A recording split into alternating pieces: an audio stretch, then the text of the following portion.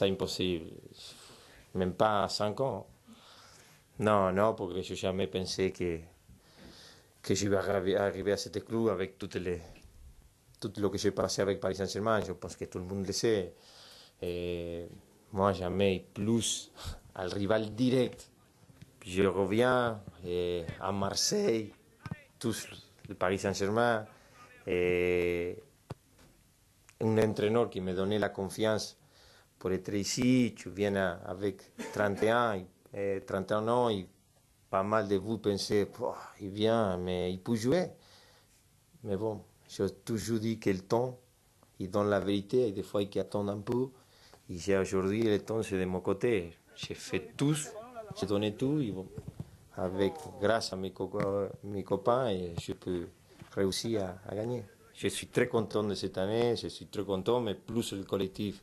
Et plus qu'après des 17 ou 18 ans que cet club mérite gagner et c'est nous qui avons la chance d'être en ce groupe pour apporter le bonheur à les supporters et au club.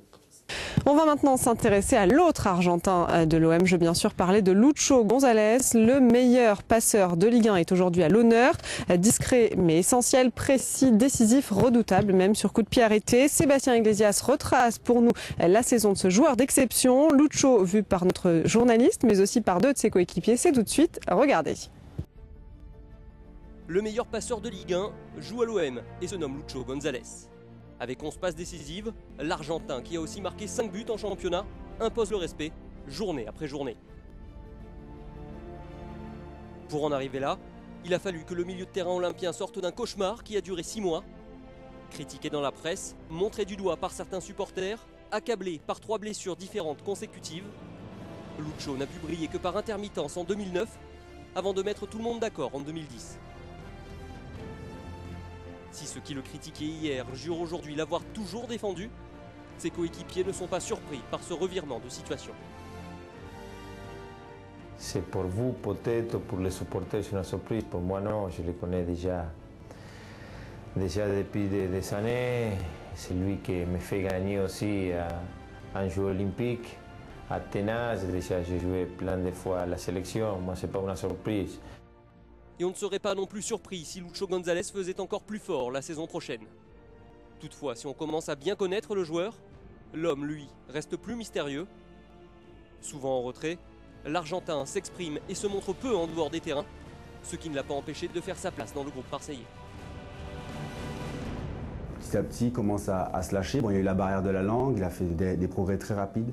Quand tu ne parles pas, c'est difficile l'adaptation, c'est difficile de parler avec un copain, c'est difficile de parler à un supporter, c'est difficile de parler à la presse. Moi j'aime bien les gars comme ça, réservés.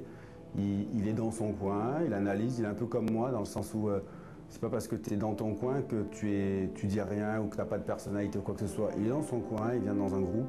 Si tu parles de kiné, si tu parles de médecin, il te va dire, oh Lucho, maintenant comprend bien, il parle bien français, il est rigolo. C'est ça que je pense que l'adaptation de Lucho va très très bien.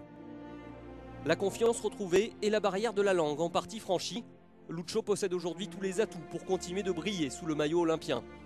D'autant que les qualités de ce technicien, commandanté sur le terrain, discret en dehors, vont au-delà du cadre footballistique. Et c'est peut-être ça, sa force majeure. Pour moi, c'est plus bon comme homme que comme joueur. Il a cette humilité, c'est vrai que c'est un super joueur. Pendant 4 ans, il a fait les beaux jours de Porto, il était capitaine, on le surnommait le commandant. Lui, ça n'a pas changé sa façon d'être avec les gars, avec le staff. Son jeu, c'est toujours le même, il s'entraîne tout le temps.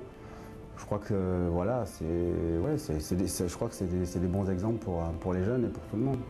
Je pense que le plus fort de lui, il est trouver un équilibre. Et quand les choses ne marchent pas bien et quand les choses marchent bien, il maintient cet équilibre qui donne de force à l'homme et à les joueurs. C'est assez propre entre guillemets aux grands joueurs.